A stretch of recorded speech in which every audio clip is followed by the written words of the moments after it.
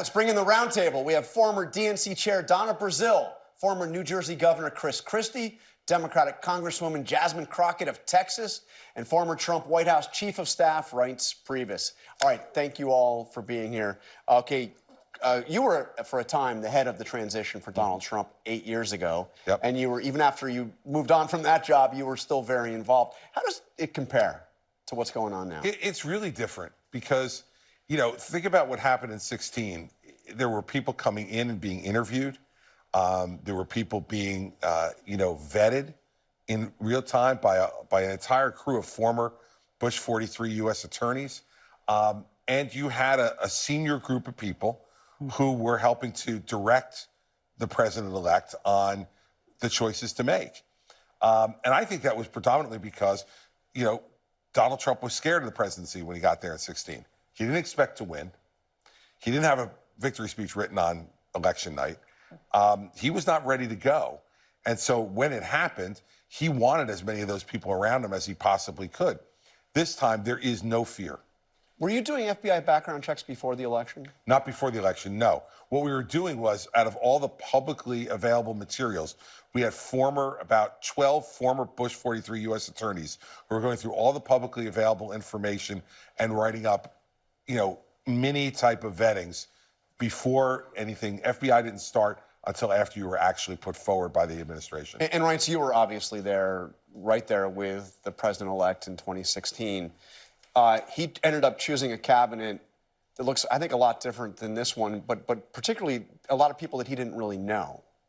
Well, we started transition, as Chris said, it was a lot simpler time. I mean, we didn't have a huge campaign. It didn't seem simple at the time, by the way. At the time, but we didn't, think about it, though, it was actually pretty simple. We didn't have a huge Trump campaign, number one. We didn't have co-chairs of a transition where we had, in this case, you have a Howard Lutnick and a Linda McMahon in the room. You've got the chief of staff. You've got the kids. I think it's a lot more complicated now. But as Chris said, I also think the president knows it's not unfamiliar to him. And he wants to make sure that the people that he wants, that he now understands all these jobs, he knows who he wants to put in there, that he's getting it. And by the way, he's got a mandate to do it. And I think that feeling of confidence of what happened on Election Day and the power that delivers to Donald Trump is there, and it's palpable in Mar-a-Lago, and you can feel it in the air. I mean, Donna, these look a lot like in-your-face picks, at least some of them, not all of them. Well, look, I was expecting Hulk Hogan, Laura Luma. So for which department? Department of Defense and Laura Luma for Secretary of Education.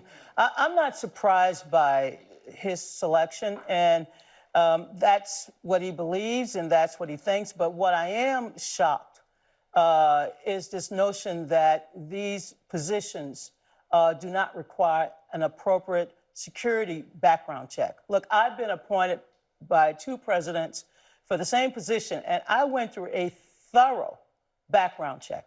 But they will go through a background check. By the FBI? Right, or some yes, private and now, screening? because it's been done in record time, When? now the president and his team, it's going to happen right now. And they're going to have 2 months to do it. But he has it's not gonna be signed. private He has not signed. FBI. Look, he has not signed the agreements yet that will. need to be done. Well, I know you're saying that, Reince, but he's got to do it.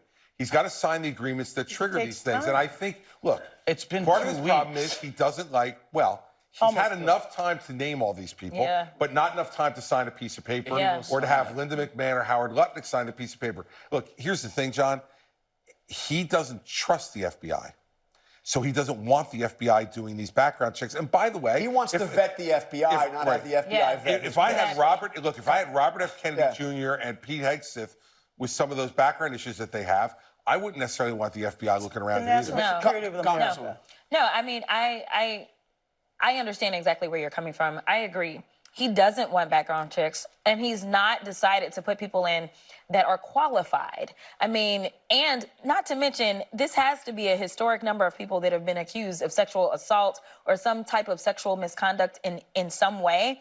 But what is really frustrating that the American people need to pay attention to is the fact that if you are going to work in one of these agencies, you will have to be most likely vetted to a higher level than the person that's running that agency. That's a problem. But for whatever reason with this team, it doesn't seem like it's a problem. He's absolutely deciding that he wants loyalists. This is something that Project 2025 talked about. It was about putting the most loyal people into position. It wasn't about making sure that you had the most qualified people in position. You guys still don't get it.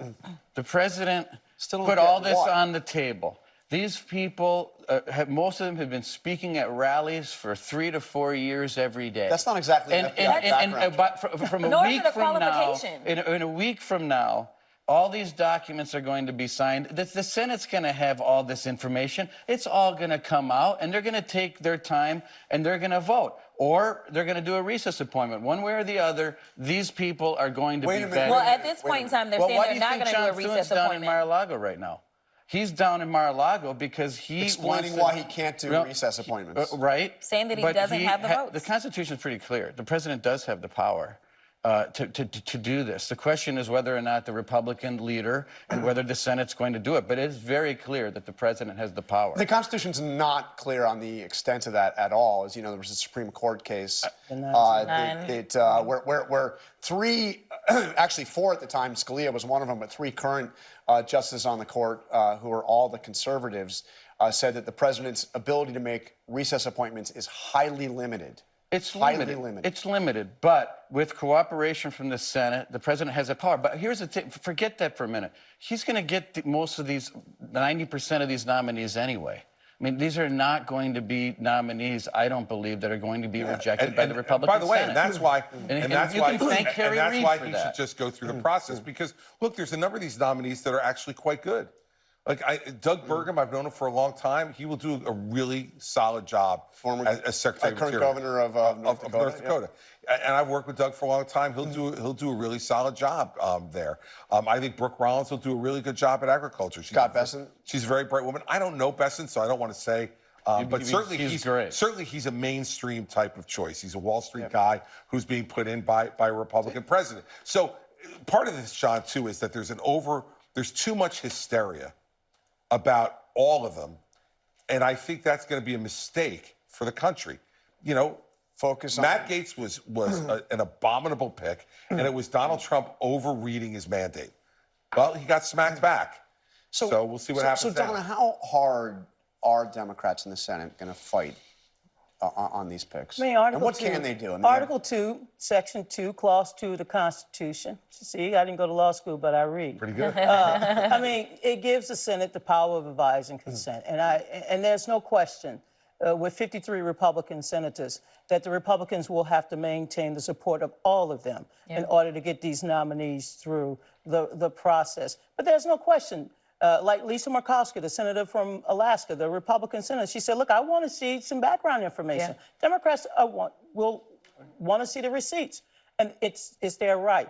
I think the Democrats must pick and choose their battles. There's going to be so much on day one for us to be appalled by. But I think when it comes to these cabinet positions and others, the Democrats should hold the line. They should make sure that these nominees are vetted properly, and then we can question whether or not they should succeed. So, Congressman Crockett, who do you think that the Democrats in the Senate, your colleagues in the Senate, should really fight on? I definitely think Tulsi. Tulsi Gabbard. Yeah, absolutely. You didn't overlap with her, but former Democratic member of the House. Yeah, no, but she is a clear danger. I think when we're talking about whether or not we are going to be more vulnerable or less, when it comes to like our international security, I definitely think we've got to have really, really qualified people. I think some of these other positions, you know what, the agency can kind of run on its own, and even if it's somebody who's learning on the job, that's okay. But when you're starting to talk about our national security, something that we should all be concerned about, especially when we know that Iran supposedly had a hit out on President Trump, I think that this is something that we need to make sure that we focus on. Do you know something about her? Do you have some inside information about her that you want to share? That's been reported, but DNI, Department of National Intelligence. This is not a place for a Russian, Iranian, Syrian, Chinese sympathizer. D&I has to analyze real threats. Are we comfortable with someone like that at the top of our national intelligence agencies?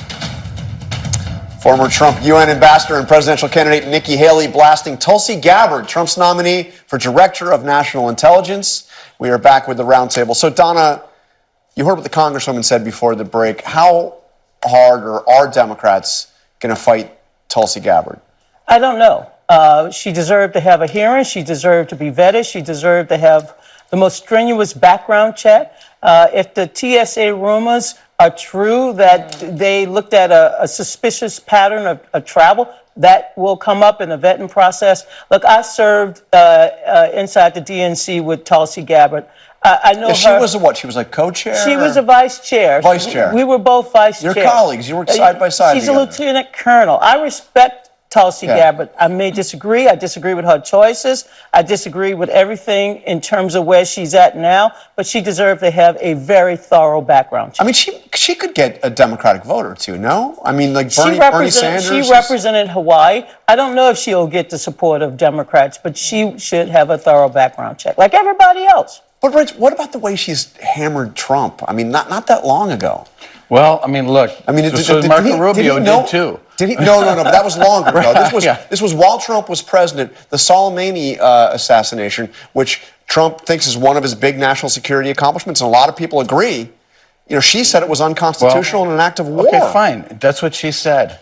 But today she's saying something different, and she's resolved those different. She's resolved those different. Well, we're going to find out. Yeah. But one thing I would highly would suspect is that you wouldn't rise to a rank of an 05 lieutenant colonel if our intelligence agencies thought that somehow she was some kind of Russian asset. Which, if people are going to level those charges, they better be darn sure that they're accurate.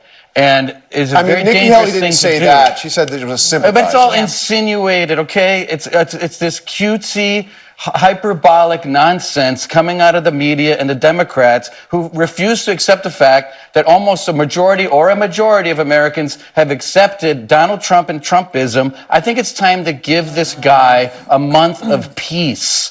And let the process play out. You're asking us to be normal. I don't know about giving him any peace, child. But what I will say, because you signed up to be the president of the United States, right. And we are definitely at a precipice in this country, and people were hurting, and they believe in him. So no, there should not be any peace over the next 4 years. He should be working every single day, not hanging out at Mar-a-Lago on, playing golf. He needs to be working and fighting to deliver for the American people, to make sure that these prices come down, but also to make sure that we're safe, because there were a lot of people that were concerned because of the wars that have been taking place around the world. And he is the guy that said on day one, I will stop this war. I will stop that war. Now, I don't know what magic wand he has hanging out in his back pocket that's going to allow him to do that. But as of right now, when we look at literally the level of competence when it comes to picking people that are competent for these positions, there are a lot of questions to be had about this. So at the end of the day, yes,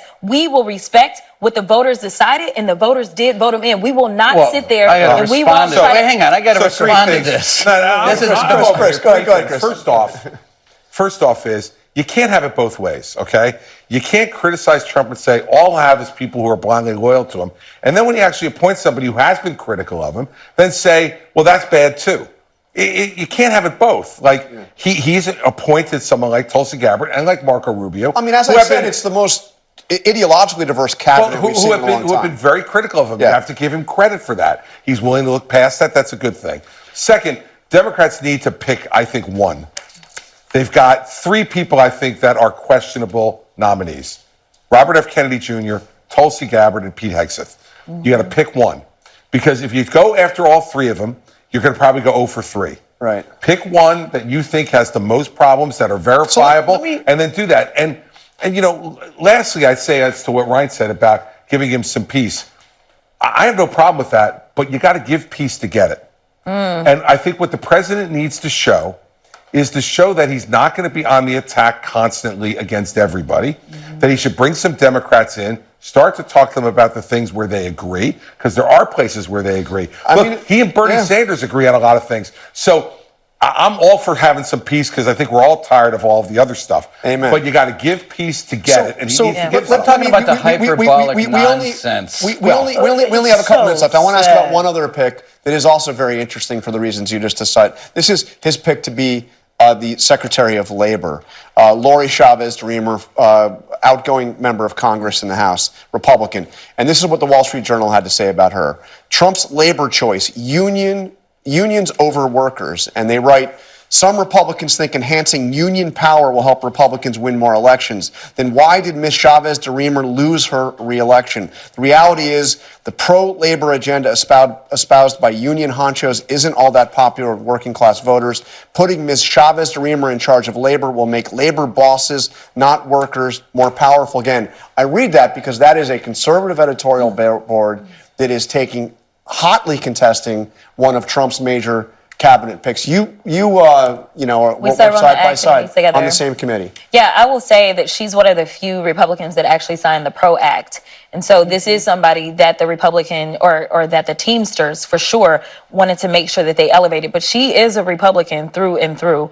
I think when it comes down to it, we did see labor support fall off. We saw where there were various labors that had supported President Joe Biden that refused to support the vice president in her candidacy. And so there is something to be said about whatever conversations are taking place and where the unions are placing their support. And she may actually be that bridge to actually earn them more support. Now, the fact that she lost her election, she went up against somebody who has beat her every single time that she's run for office. But I mean, there are going to be some Democrats that are going to vote for her, probably a lot. I agree. And you may see some Republicans vote against her. What was behind the pick? I think what's behind the pick is that this is the one thing that organized labor asked the Trump to give to them. The Teamsters specifically. The Teamsters in particular, rank and file, working class people voted for Trump. He understands that. Now, the other thing is that the Trump folks in Mar-a-Lago realize that if the Republican Party becomes the party of the working people, they're not going to lose an election. And to the people who are concerned out there, Republicans, about this pick,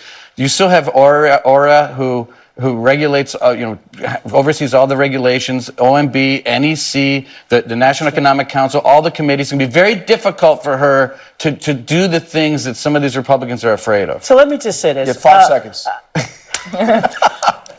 President-elect Trump has an opportunity to reach out, to do what he didn't do after his first term. This is an opportunity that the American people has given him to make this country great.